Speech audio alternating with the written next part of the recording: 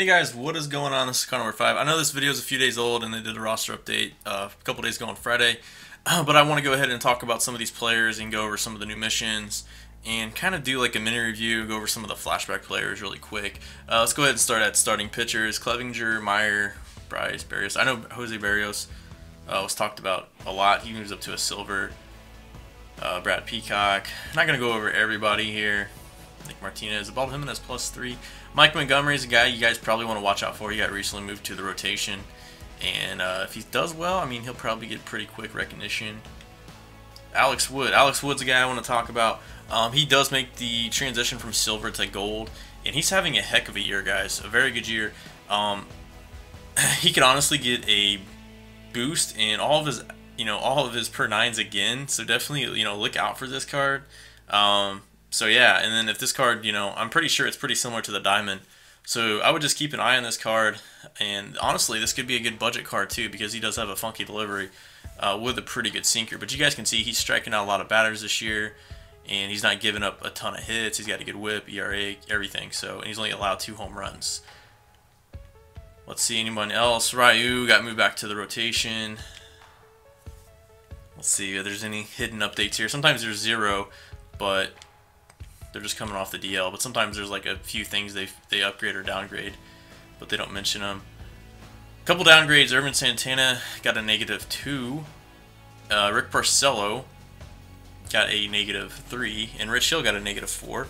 So yeah, those are 2 golds that got moved down to a silver. So I hope nobody invested in those guys. Hopefully, but Porcello is doing terrible, to be honest. Rich Hill. I think he's just, in my opinion, I think he's just walking too many people. Does have pretty high whip though. All right, let's move on to relievers. Archie Bradley. The Diamondbacks are having a great year, and he is one of the reasons why. His hits per 9 and K per 9 and walks per 9 and home runs per 9 all got an increase.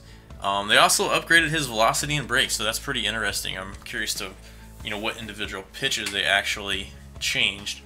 I'm sure Diamondbacks fans could tell me, but I'll have to check that out later. But he's almost, on the verge of becoming a silver. Shane Green got a +7. Lots of changes here. We're not going to spend too much time going over them, but he did get a +16 in velocity, so that's interesting as well. He went from a common to a bronze. Mike Minor, who's doing a pretty good job. Well, it looks like he's in the bullpen now for the Royals, so he's doing a good job. 32 strikeouts, 33.1 innings, 1.02 whip, 25 hits. So he got a boost in hits per 9, K per 9, and home runs per 9. Lost a little bit to walks per 9. And he got a little bit of, a slight boost of velocity. They've changed a few guys' velocity, so it's cool that they're doing that, actually. So it's something you guys might want to pay more attention to. They've also changed Scherzer's velocity a couple weeks ago, if you guys did not know that. He throws a little bit harder now. This guy right here, honestly, looks like a pretty good bronze pitcher. I know he has a pretty good repertoire. Sinker, changeup, fastball, slider. I know he kind of blew the game tonight against the Cardinals, but he's having a pretty good season for them, so keep an eye on him. Alright, nothing too crazy here. There's a lot of guys. I'm really surprised they're doing more velocity upgrades. Usually they don't mess with those guys too much. Delgado got a -2, and it looks like he might have went from, I'm not sure. He might have went from the rotation to the bullpen, or maybe they took him to the closer spot to the reliever spot. It looks like, I'm not sure exactly. I'm sure you Diamondbacks fans will tell me.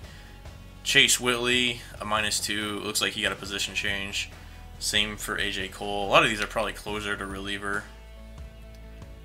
Alright, none of these are just positional changes. Nothing really to talk about. And he got a position change too. Yeah, so closers. Fernando Rodney got a +9. I know he started off pretty slow, and he is now, striking out batters. He's not allowed too many hits. Personally, his metrics are very solid. The one thing he's doing is walking a little bit, too many batters. But he has a pretty solid whip, and he's striking out batters, not allowing a ton of hits. So I won't really worry about that ERA too much. Jim Johnson got a +5, now a silver. Roberto Osuna actually got a lot of different changes. They actually gave him a cutter. So if you guys ever have any recommendations, or if you have some evidence on a certain pitch, or a certain pitch velocity even, you guys can feel free to share them on Twitter. And you know, I can try to send them in, spread the word a little bit, talk to tips maybe, and sometimes they will change that. So it seems like they're a little bit more open to that type of thing this year. In my opinion, soon it becomes even nastier adding a cutter. He now has a 5-pitch repertoire, so definitely keep an eye out on him. He could be one of the best relievers, and I personally put him in my bullpen, my main account. Kenley Jansen, he hasn't walked a guy all year. He finally walked a guy, I think, last night. So now he has 1 walk, but before they did this update, he didn't have any walks. But he, honestly, I think this is a 99 worthy card. They gave him a +2, which came from a +8 to walks per 9. And definitely a beast of a card. I ranked him number 1 for my top 10 relievers and closers. Alright, let's go ahead and Mark Melancon, not having a great year at all. Lost 11 points to home runs per 9 and 9 to hits per 9. Honestly, having just a terrible year, and he's not getting very many save opportunities either. We're going to move on. Mike Zunino, who's tearing it up. Look out for a possible Player of the Month card for him. +4 overall. Gary Sanchez, +3 overall.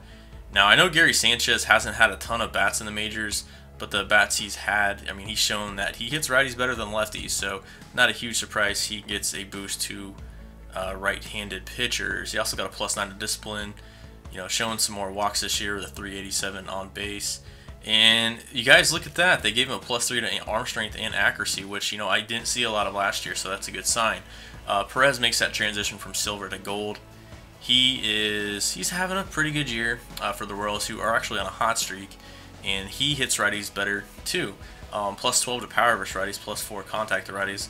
Lost a little bit of vision, but he is having a pretty solid year nonetheless.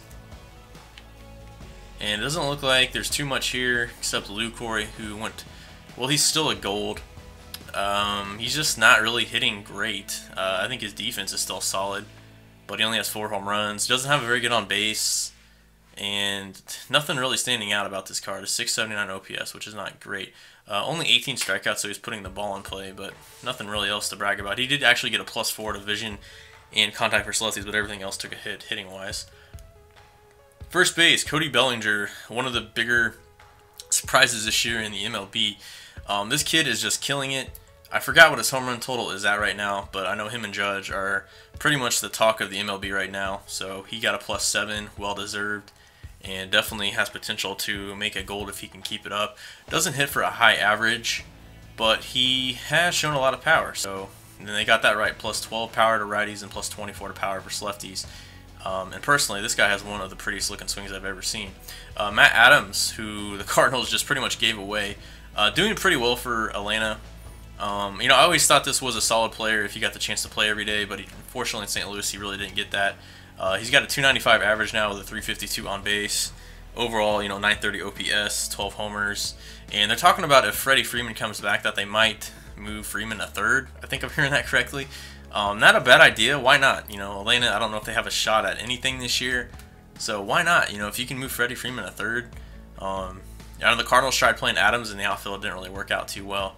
But, you know, Matt Adams is finally showing the power that everyone thought he had, at least in St. Louis. So, you know, I'm glad to see him doing well. Another upgrade is Trey Mancini. He's having a very good season for the Orioles. So expect him, you know, if he, you know, keeps it up, he might hit silver. Got a +6. He was only a common. This is a pretty obvious upgrade. Marlon Gonzalez. This guy is a budget beast, and guys, I will look out for him when he is playing up an inside edge, switch hitter. Very solid player. Definitely keep an eye out on him. Matt Carpenter, he's doing a little bit better. He still kind of has a low average, but I know last I checked he had a 370 on base. His average is just not there, but he still possesses some power, especially versus righties. Not really too much to talk about with him. And that looks like the only other downgrades, at least as far as I can see, for first base. Second base, Jonathan Scope, I think, was a pretty obvious one coming. He's almost hitting 300. He deserved hitting upgrades across the board. And this is another budget beast. You know, if he can get a little bit better hitting versus lefties, this is an all-around good card, especially considering the fact he has 80 fielding and 90 arm strength at second base. Howie Kendrick, I think he got a position change. I think he was in the outfield and moving back to second. And Jason Kipnis went down to negative, or I don't know why I keep saying that, but Jason Kipnis went down 2 points. So he's on the verge of becoming a silver. Just not really having a great year, but he's had a pretty solid track record. So I don't know. I'll keep an eye on the card. If you have him, maybe consider selling him. But I don't think many people use Kipnis as far as I know. Third base, not a whole lot. I'm actually kind of surprised they downgraded Chris Bryant. They took away 12 points to his contact versus righties. I mean, he's still, in my opinion, he's still having a solid year. The on base is there. But, you know, obviously they did the right thing. He's not hitting for a high average, especially against righties, so they took that down.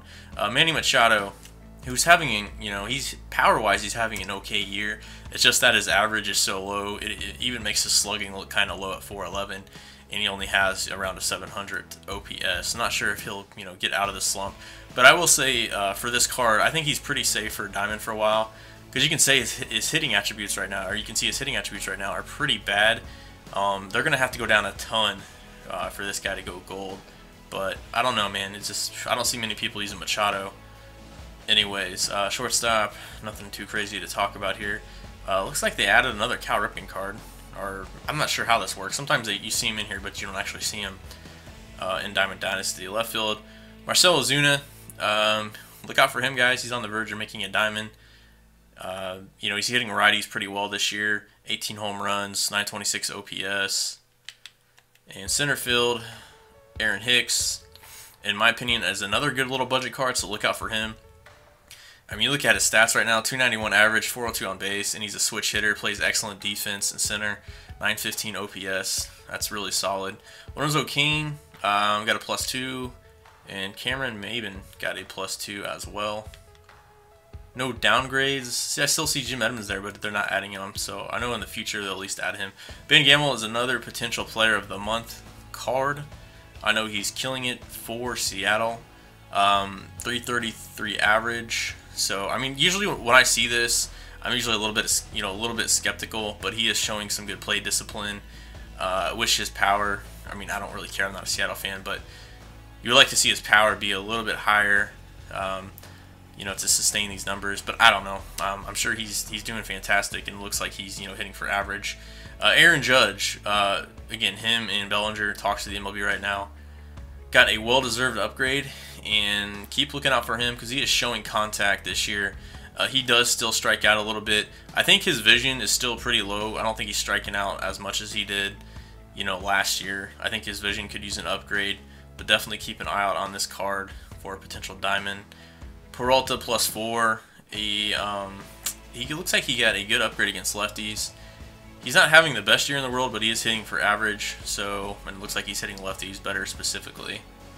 That's going to do it for the live series, guys. Don't really see too much else. We're going to talk about some new changes they made to Diamond Dynasty, including some new missions and flashbacks. Alright, so first we're going to look at some of the new flashbacks. 99 Craig Kimbrell. Now, really the only difference between this card and the live series, who are both diamonds now, is the walks per 9, as far as I remember. The pitch repertoire is just not there for this card. I don't recommend this card at all, even though everything about him is, you know, on paper looks to be great. It just doesn't get the job done if you're in the CS or higher, in my opinion. Another card they added was a 98 Gaylord Perry. We saw a ton of these cards last year, and I will have to say this one actually looks somewhat decent. Still doesn't throw quite hard enough for me, but his per 9s are pretty solid, and I would say this card is at least usable. I don't really think he's a 98 worthy, and his price is kind of high, so I really wouldn't mess with him right now. But, you know, hey, at least they gave Gaylord Perry a somewhat usable card. And there's actually been a lot of Tony Perez cards, or at least it seems like there has been so far this year. And this card looks really good, and, you know, if I had to redo my third base list, he would probably at least be in the top 5. I don't know, those hitting attributes are crazy. I think third base might be the most saturated position in this game. He bats right-handed. He can also play first base. So lots of good things going for this card. Defense isn't the greatest. This is a card you might want to play more at first base.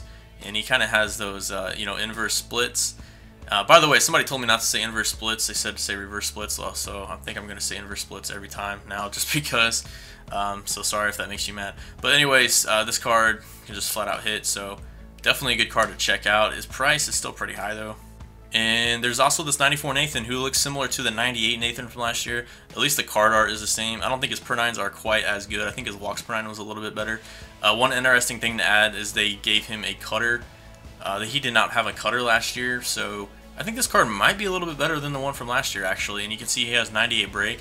I believe that's on his 12-6 curveball. I wasn't a huge fan of this card last year. I thought he was real solid, but I didn't think he was, you know, like a top 5 reliever. I think I had him in my top 10 though last year. Very good, solid card. Kind of pricey right now, so I'd let that price die down a little bit. And catcher is probably one of the weakest positions, so it is nice to see they finally added a very good catcher. You know, solid across the board. Low to mid 80s contact and high 60s for power, with a 88 vision. Solid defensively. I think if they ever do a Molina flashback in 2012, I think it'll look pretty similar to this card. But if you guys are looking for a defensive card, besides, well, I should rephrase that. If you guys are looking for a good, usable diamond card that adds a little bit of defense, you know, besides the Posada, like the Posada really wasn't giving you good defense, this is a card I'd look at. I would give him a slight edge over the Lucor. I think he's a little bit better than him. So definitely a cool card that they added. And this is really one of the cards I'm kind of excited for. He's somewhat disappointing against lefties, though, with that 52 contact. I think against righties, that's very solid. And this card would definitely make my top 10 list for center fielders. I would probably say I would put him like right above the Finley because he is a switch hitter. But 52 contact, he's going to have a pretty small PCI versus lefties. I love the power, though. The plate vision is good enough. The fielding is good enough, too. I mean, I wish he could be a little bit better. I'm not sure where he would rank if I had to redo my list. And that's kind of why I was waiting on my list, but I just went ahead and did him anyways. But he would definitely be my top 10, maybe anywhere from 5th to 7th, not sure. Let me know how this card is doing for you guys, because this card does look very intriguing.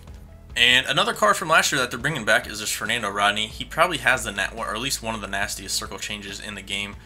With 96 break, he can definitely throw heat, in the upper 90s. And this card has a slider. The Live Series does not. So this is a really cool card. I loved watching him pitch, a few years back. So let me know if you guys have tried this card out. It definitely looks very solid. And there's going to be a lot of relievers to use by the end of the year. I mean, there's already a lot to use now. So this is definitely a cool card they added. And I'll talk about a few more flashbacks, but these aren't really like a huge, or at least I wouldn't like go crazy for these cards. There's this Vita Blue. The other Vita Blue is just better in every other category. They have the same pitch repertoire. Looks like, similar velocity and break. I'm not exactly sure if they're exactly similar. This card doesn't look too great though, because the one thing that makes the other Vita Blue, the 99 one, so good, or is he 9? I can't remember if he's 97, 99. I think he's 99. But the one reason that makes him so good is because he has really good pronines. This card has kind of many pronines. I really wouldn't waste your stubs on him. They also added this Jared Weaver. He was in the game last year. He just doesn't throw very hard. He might work because he throws so slow. Maybe that'll throw people off. And he kind of has a funky delivery with like really slow off speed. Maybe that'll work in the game this year. Didn't really work last year. I personally wouldn't want to spend that many subs to give him a try. I mean, that's not too much, so I don't know. And there's another diamond pitcher they added who's actually very cheap, but he looks absolutely awful. He has a decent pitch repertoire, but he just does not throw hard enough. The Gaylord Perry looks better in almost every way. The Gaylord Perry actually has decent pronines, and he throws a little bit harder than this card. And another center fielder. This will be the last card we'll go over. They added some more.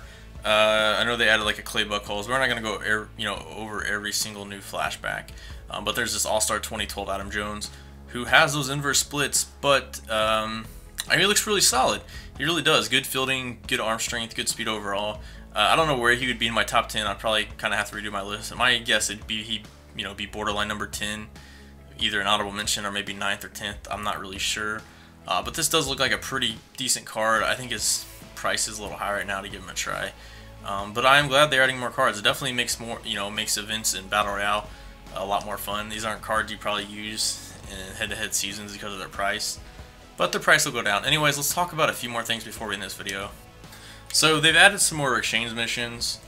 I think the biggest one probably is this Gold to Diamond. They've also added equipment for packs, sponsorship for packs, and current to classic stadiums. So that's pretty cool. At first, these exchange missions seem kind of pointless, but it's cool they're adding more layers to them. I mean, it's probably not the fairest thing, like 500 equipment items for one pack. It's just going to give you more options to, get rid of your extra equipment and sponsorship cards. Nothing real great. And if, like I don't really go out and buy stadiums either, and I probably have a ton of stadiums. Actually, let's check here. We might already have enough. See, I have a lot of duplicates. I don't have enough to do this, but I have a lot of duplicates, and I'm sure a lot of you guys do as well, so this would be kind of a cool thing to get a Classic Stadium. I don't have all of them yet. And finally, there's this Gold to Diamond, which I really don't think's really worth it. This is kind of a risk. Like, you could go out and buy the cheapest golds, but this is probably going to somewhat raise the price for the golds. So in my opinion, that's kind of good for the market, I think, if you're trying to at least profit from investing in players. I really wouldn't recommend doing this. I mean, these other ones are kind of cool if you have, you know, expendable cards. But you also can use, again, you can use equipment to upgrade your My Player as well, but I'm sure most of you guys probably have him almost maxed out anyways. So that's pretty much it for the video. They've added a lot of stuff to live content. Like, the live content is definitely on point. Let me know what you guys think of, you know, the new missions, player upgrades, or some of the new flashbacks. Be curious to go over your guys' comments and reply back to you guys. Anyways, this is card number 5. Signing out. Hope you guys enjoyed the video. Peace.